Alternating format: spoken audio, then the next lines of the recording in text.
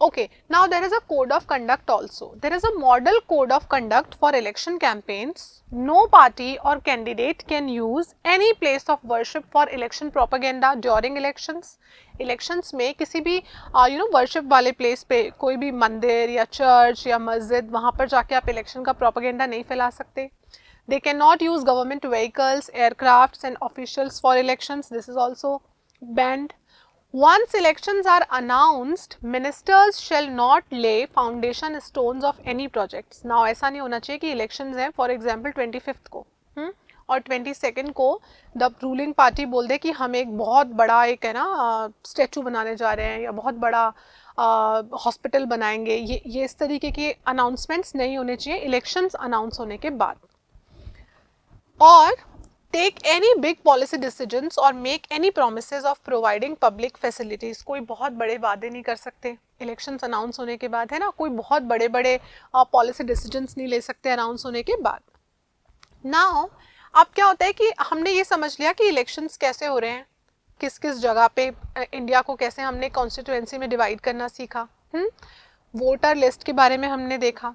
अब वोट कैसे होगा और उसकी काउंटिंग कैसे होगी, polling and voting, counting of votes किस तरीके से होगा, we have to see this. The final stage is the day when the voters cast और पोल देयर वोट. तो द फाइनल डे होता है वोटिंग वाला. That day is usually called the election day. So this day is called the election day. अब election day पे क्या होता है? Newspapers and television news are full of election related stories and debates. Newspapers में, televisions पे हमेशा क्या आता रहता है कि debates आते रहते हैं, elections related stories आती रहती है कि so and so पार्टी ने ये promise किया है तो क्या वो पूरा कर पाएंगे. Debates आते रहते हैं कि ये पार्टी जीतेगी या वो पार्टी जीतेगी, इसने ये किया उसने वो किया. ठीक है, तो अब इलेक्शन का दिन आता है, election day has come. तो earlier what used to happen? Earlier the elections used to take place through a ballot paper. Ballot paper, what is a ballot paper? It was used earlier, right? It was a sheet of paper on which the names of the contesting candidates along with the party name and symbols used to be listed. ठीक है, तो उस पे जो election contest कर रहा है उनका नाम होता था, उनकी पार्टी का नाम होता था और उनकी इलेक्शन का सिंबल होता था. जैसे आम आदमी पार्टी का सिंबल क्या है, झाड़ू, तो वो सिंबल ऐसे लगा देते. अब उस जमाने में आम आदमी पार्टी नहीं थी, ये तो पुरानी बात है. आजकल क्या हो रहा है, now days what is happening, आजकल वोटिंग जो हो रही है वो ईवीएम्स के थ्रू हो रही है. What is EVM? Electronic voting machine. Okay, so EVMs are used to record votes once the polling is over. All the EVMs are sealed and taken to a secure place. तो elections कैसे होते हैं, जैसे for example election day आया, let's say 1 अगस्त को. Okay, मुझे vote देना है. I will take my voter ID. अगर वोटर आईडी मेरे पास नहीं है, फोटो आइडेंटिटी कार्ड, तो मैं क्या करूंगी, मेरा ड्राइविंग लाइसेंस ले लूंगी और मैं जाऊंगी वोटिंग के लिए. मैं गई वोटिंग के लिए. ओके, ईवीएम मशीन मेरे सामने होगी, जैसे आप स्क्रीन पे देख रहे हो.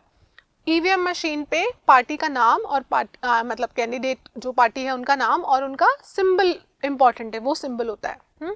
तो इससे क्या होता है, जो दोज हु आर इलिटरेट उनको भी समझ में आ जाएगा कि अच्छा ठीक है, मुझे तो लेट्स से झाड़ू को वोट देना है. सो झाड़ू का सिंबल होगा बटन के पास में, या कमल का फूल, उसका भी सिंबल होगा बटन के पास में. So different symbols are there and near दो सिंबल्स बटन्स आर देयर. तो हम क्या करेंगे, उसके ऊपर उसको टच करेंगे, उसको प्रेस करेंगे, इसका मतलब आपने अपना वोट डाल दिया है. ठीक है, जैसे ही सारी वोटिंग कंप्लीट हो जाती है, all these EVMs are sealed and then these EVMs are taken to a secured place. Okay, all the EVMs are sealed and taken to a secured place.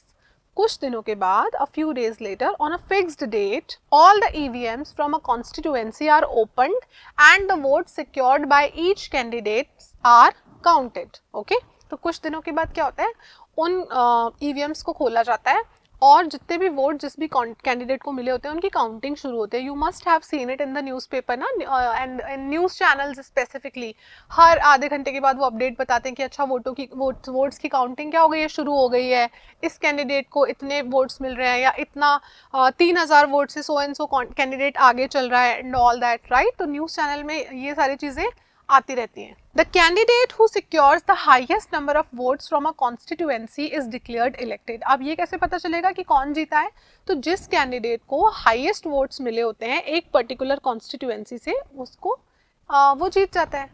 Within a few hours of counting, all the results are declared and it becomes clear as to who will form the next government. और थोड़ी counting जब complete हो जाती है उसकी थोड़ी देर बाद पता चल जाता है कि किसकी जो है वो गवर्नमेंट बनने वाली है, जिसको ज़्यादा वोट मिलेंगे उनकी गवर्नमेंट बनेगी, है ना. Now the next thing is, हमने देखा कि डेमोक्रेसी में इलेक्शंस हो रहे हैं. India is one of the largest democracies in the world. Now what makes elections in India democratic? India में इलेक्शंस डेमोक्रेटिक कैसे माने जाएंगे? किस तरीके से पता चलेगा कि जो इलेक्शंस हो रहे हैं वो फ्री एंड फेयर इलेक्शंस हैं, उनमें कोई फ्रॉड नहीं हुआ है, राइट? तो इसके लिए हमारे पास एक इंडिपेंडेंट बॉडी है, उसको हम बोलते हैं इलेक्शन कमीशन. अच्छा, ये काम अगर गवर्नमेंट के हाथ में दे देंगे तब भी गड़बड़ होने के चांसेस हैं. जैसे फॉर एग्जाम्पल अभी सेंट्रल हमारी रूलिंग पार्टी कौन सी है? बीजेपी, है ना. अगर ये काम बीजेपी को दे दिया जाए तो फ्रॉड होने के चांसेस हैं, क्योंकि हर पार्टी क्या चाहती है कि हम पावर में बने रहें. किसी भी party, I am not talking about only BJP, कोई भी पार्टी, राजस्थान में कांग्रेस पार्टी अगर उनके भी हाथ में दे देंगे तो वहां भी ये होने के चांसेस है, क्योंकि सबको क्या चाहिए? पावर चाहिए.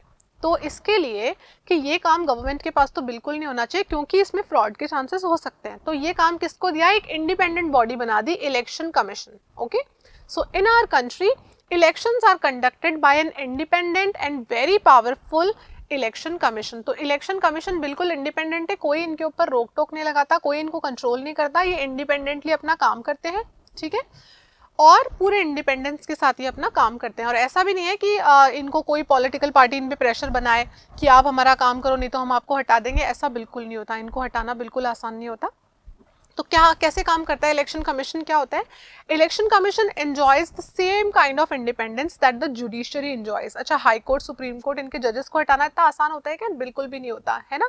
तो सिमिलरली जितनी इंडिपेंडेंस जुडिशरी के पास है अपना वर्डिक्ट देने की, उतना ही फ्रीडम इनके पास है अपना काम इंडिपेंडेंस से और फेयर और प्रॉपर तरीके से करने की.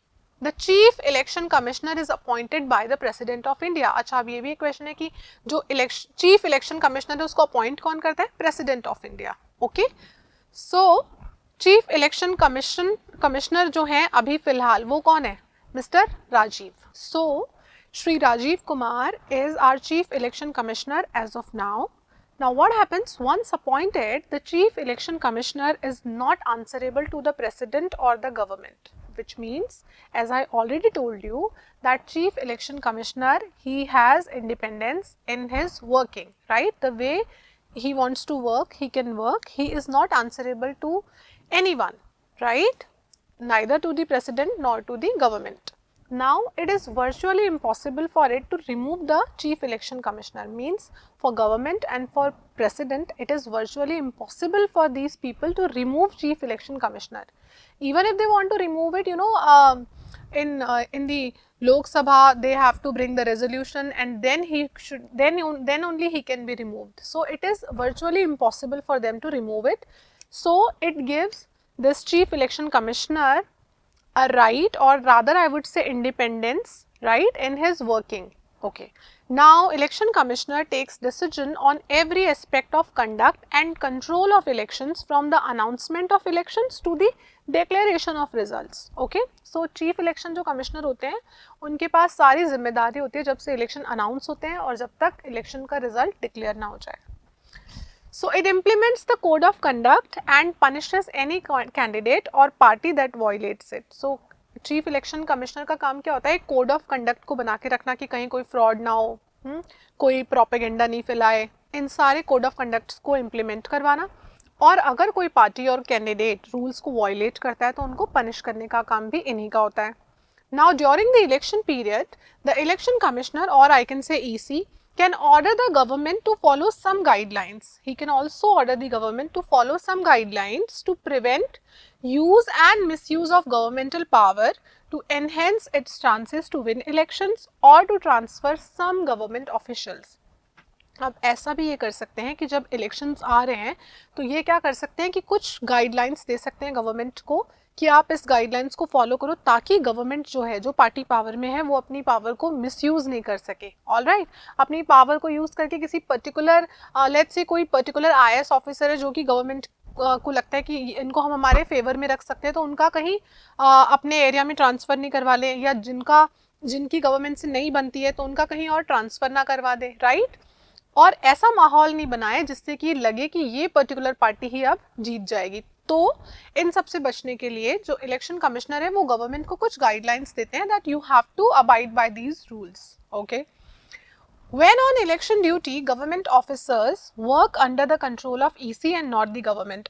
जब elections आते हैं और election duty सबको मिलती है, तो जो भी जितने भी government officials होते हैं, be it IS officers or state officers or teachers or any other government employees, they all work under the election commissioner. उस टाइम पे जो election commissioner बोले वही होता है. उस टाइम पे वो government के अंडर में नहीं होते हैं. When election officials come to the opinion that polling was not fair in some booths or even in an entire constituency, they order repoll. अच्छा, ऐसा हो जाता है कई बार during elections हम देखते हैं कि कहीं पर fraud हो गया या कहीं पर booth capturing हो गई. booth capturing करके क्या किया, मनमाने तरीके से election करवाए गए. In such cases, when the results come or when the election commissioner thinks कि ये result तो बहुत ही गलत तरीके से particular party के favor में आया, तो he can also order for a repoll. repoll means कि voting अब क्या होगी, दोबारा होगी. Okay. People's participation in election is usually measured by voter turnout figures. Now see, how do we know that the voting was done in a fair manner? There were no frauds. So we can understand it like this, that people's participation in election is usually measured by voter turnout figures. In India, the turnout has either remained stable or actually gone up. तो क्या होता है, अगर malpractices हुई हैं तो क्या होगा, the voter percentage क्या हो जाएगा, वो कम दिखा देंगे. क्यों? तो उससे पता चल जाएगा कि malpractices हुई हैं. क्योंकि इंडिया में क्या हुआ है, जितनी भी बार वोटिंग हुई है हर बार या तो वोटिंग का परसेंटेज वो ही रहा है जो पहले था या फिर इंक्रीज हुआ है, डिक्रीज नहीं हुआ है. Okay, so this is the way to find out कि फ्री एंड फेयर इलेक्शंस हुए हैं या नहीं हुए हैं. क्योंकि वोटिंग का परसेंटेज देख के आप चेक कर सकते हो. कैसे चेक कर सकते हो, पिछले बार वाले जो फिगर्स थे उनको देख के. फॉर एग्जाम्पल, पिछली बार वोटिंग हुई थी लेट्स से 52%, तो इस बार वोटिंग क्या होगी, या तो 52% ही रहेगी या फिर 52% से ज़्यादा होगी. 52 से कम नहीं होगी, क्योंकि जो ट्रेंड्स हैं हमारी कंट्री में वो यही दिखाते हैं कि वोटिंग या तो स्टेबल रही है या फिर ज़्यादा हुई है. तो this is one of the way to find out कि फ्री एंड फेयर इलेक्शंस हुए हैं या नहीं हुए हैं. Then in India, the poor, illiterate and underprivileged people vote in larger proportion. So India में जितने भी पुअर लोग हैं या जो बिलो पॉवर्टी लाइन वाले हैं या illiterate हैं या जो भी underprivileged लोग हैं, वो सबसे ज़्यादा वोटिंग में पार्टिसिपेट करते हैं when we compare them to the rich and privileged section. Rich और प्रिविलेज्ड सेक्शन के जो कंपैरिजन में पुअर और अंडर प्रिविलेज्ड लोग हैं वो ज़्यादा वोटिंग में पार्टिसिपेट करते हैं. This is in contrast to Western democracies. Common people in India feel that through elections they can bring pressure on political parties to adopt policies and programs favorable to them. तो common जो लोग होते हैं वो क्या करते हैं कि इलेक्शन में हम हमारी पर्टिकुलर पार्टी को वोट देकर जिता देंगे और फिर हम उन पे प्रेशर माउंट करेंगे सो दैट वो जितने भी प्लान्स बनाते हैं या प्रोग्राम्स या योजनाएं लाते हैं वो हमारे फेवर में बनाए. राइट?